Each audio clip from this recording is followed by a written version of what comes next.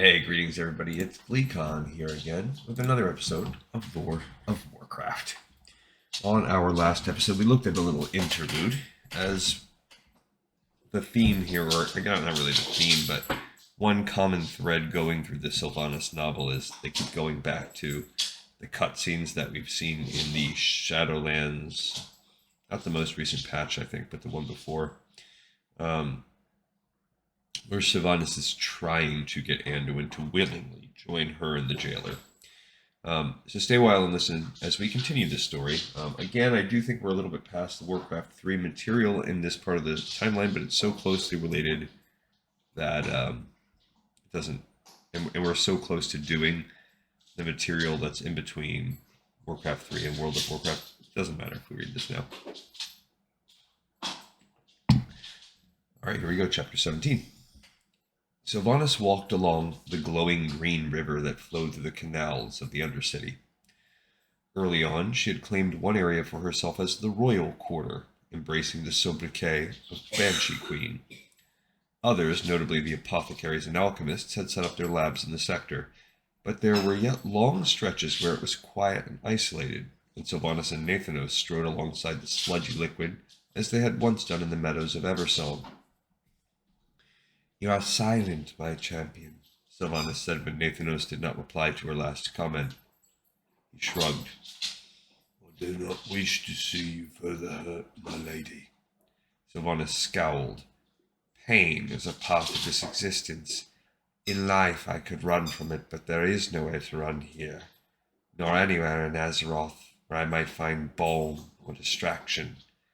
If the Farstriders will not have us, perhaps the Alliance will. We are, after all, them. Many here have living relatives. Perhaps the desire to see their families reunited will pressure their leaders to accept us into their ranks." It was with an effort that she kept her voice casual. Her own family would never be together again, not after that fatal final night, where her parents danced in each other's arms, and her father toasted them all, telling her things that she tried to shut out but somehow always returned. Nothing ever seemed to last. "Extraordinarily tolerant families, if your visit to Farstrider Retreat was any indication." Sylvanas gritted her teeth. "Time can heal wounds, ease memories.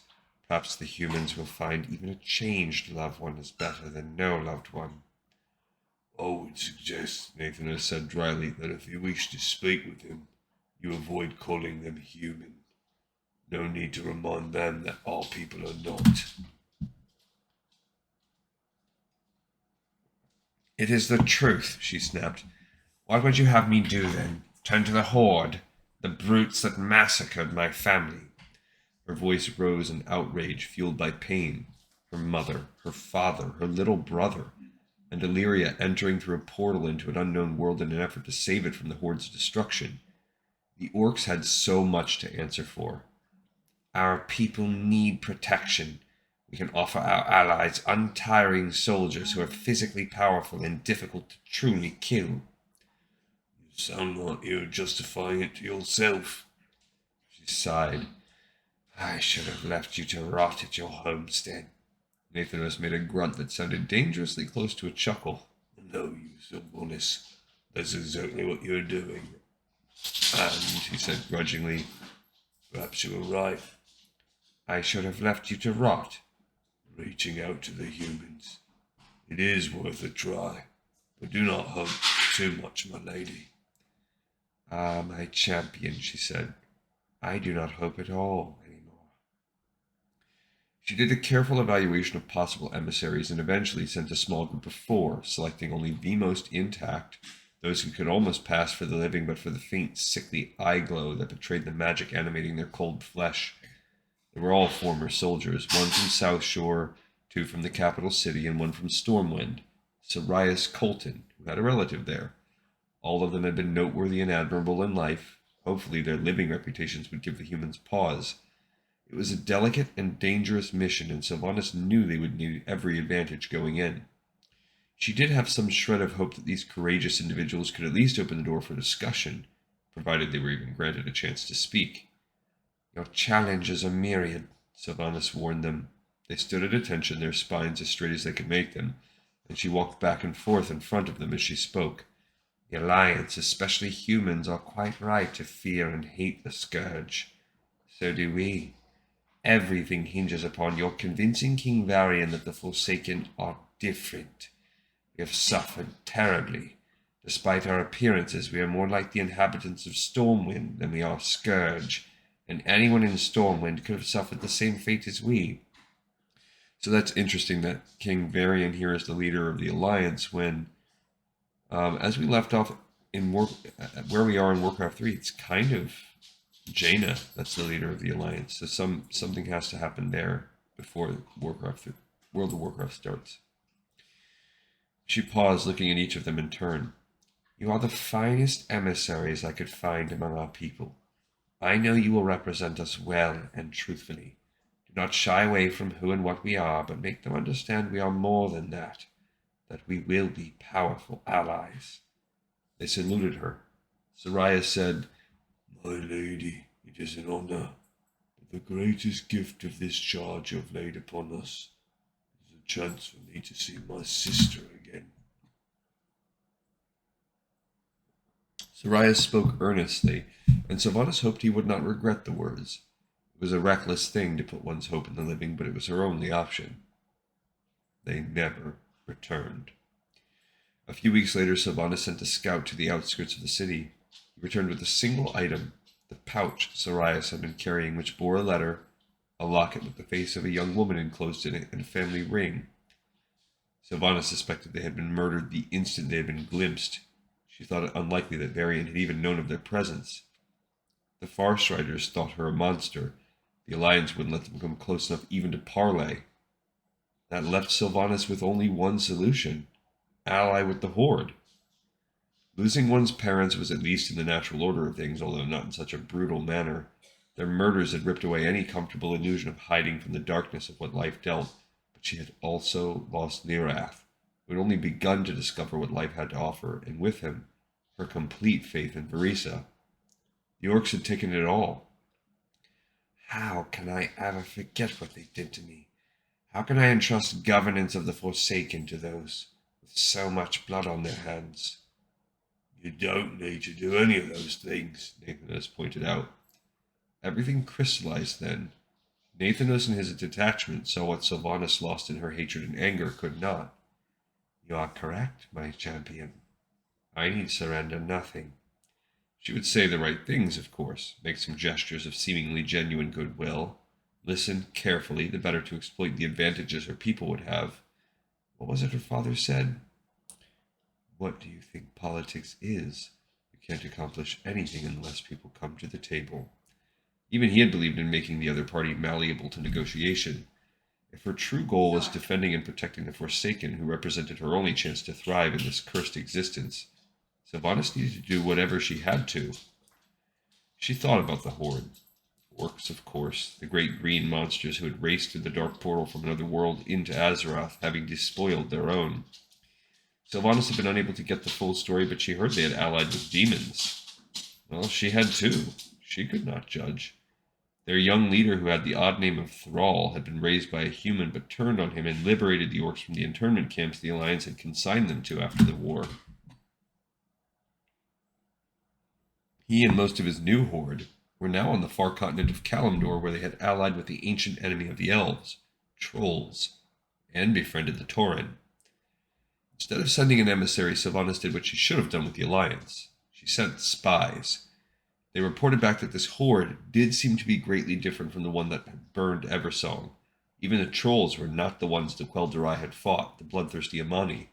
These new trolls were of the Darkspear tribe, one that had turned its back on the brutality of other troll races, and oddly enough, the most bestial of all the Horde races appeared to be the most open-minded, the Tauren. They do not have a history with elves and humans, they told her. We believe approaching them first would yield the best chance of success.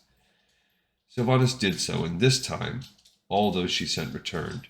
They bore a letter from the leader of the Tauren, a placid-tempered bull who had reached his elder years by being one of the finest warriors the race had ever seen, Chieftain Cairn Bloodhoof. Sylvanas' smile grew as she read. To the Lady Sylvanas Windrunner, leader of the people called the Forsaken, High Chief Cairn Bloodhoof sends greetings.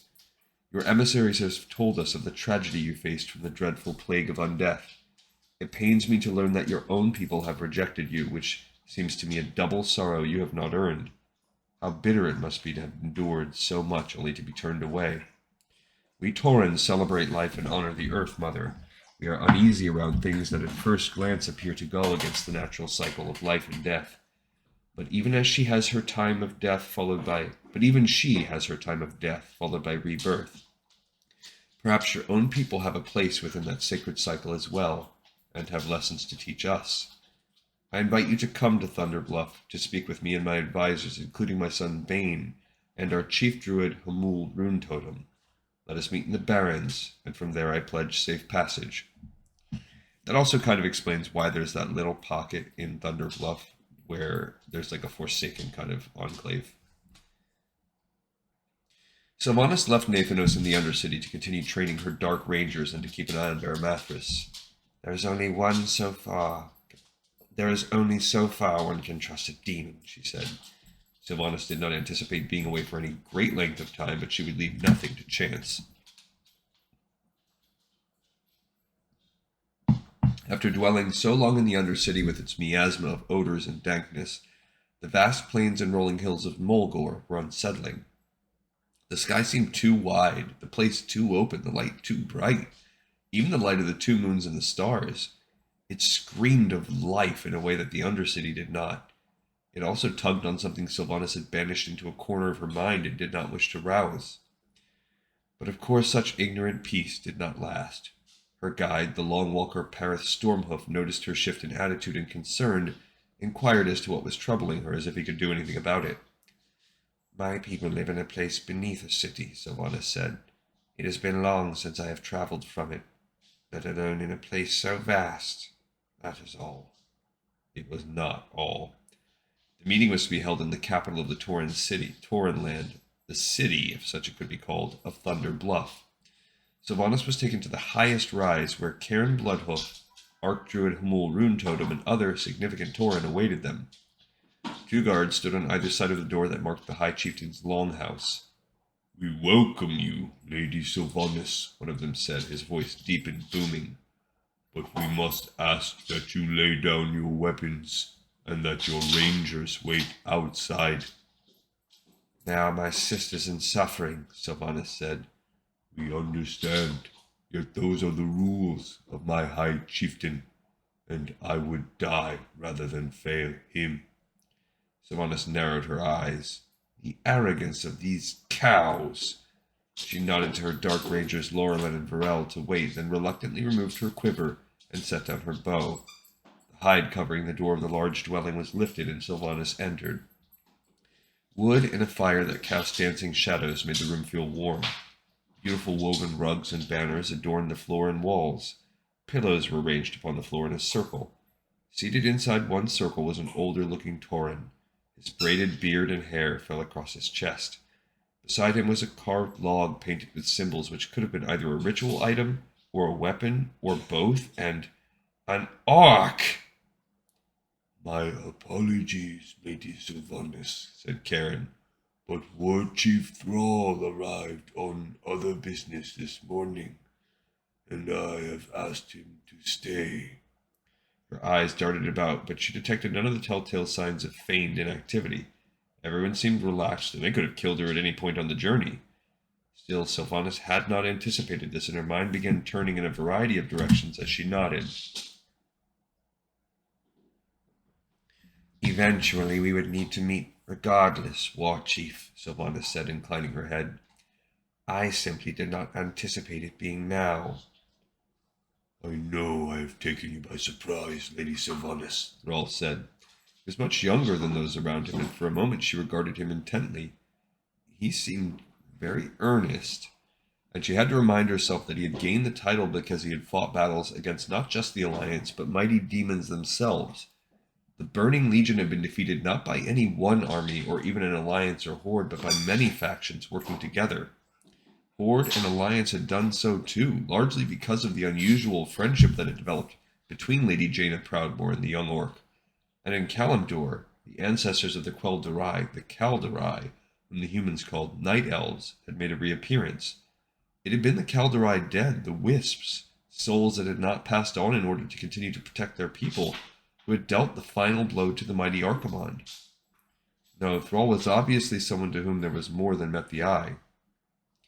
I have had worse surprises, she said, and sank down gracefully on one of the cushions. Please, Cairn said, you are indeed unique.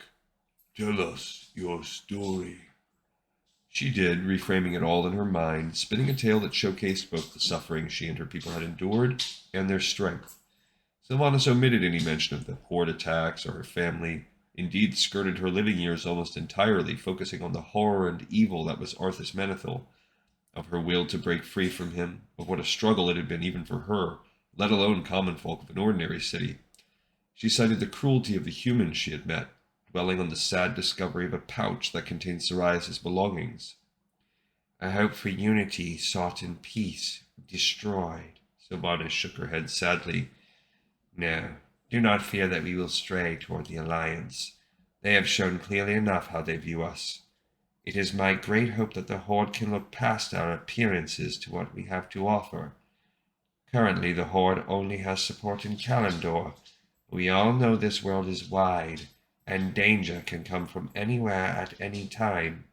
It would greatly benefit you to have eyes and ears, and weapons and warriors in the Eastern Kingdoms.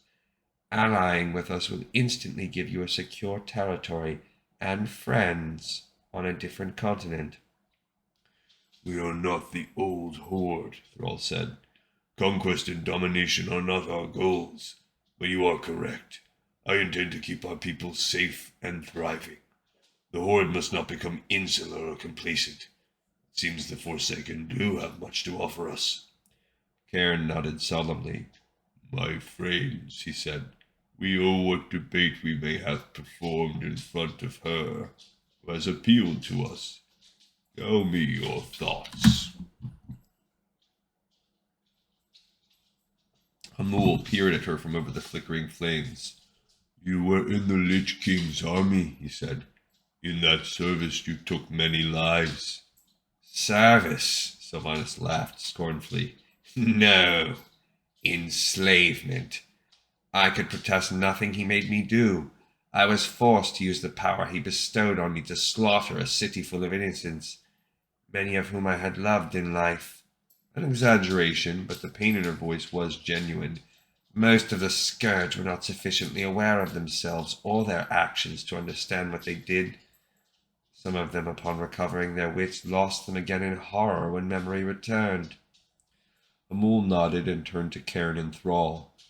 We have heard a story like this one before, have we not, Warchief? Of a subjugated people who did terrible things, and once freed from that power were filled with remorse. So strong was that remorse that their leader, as an act of penance, moved from a fertile home to the sear lands of Orgrimmar. Thrall nodded. I have seen what the taint of demonic blood did to those who drank from that cruel cup. I do have some sympathy for you and your people. Their numbers are finite, Ken said. If we do not aid them, we doom them to extinction. No fault of their own, they will be targeted, hated, and despised by every living thing. Is death not natural? Thrall continued. Is this type of existence right?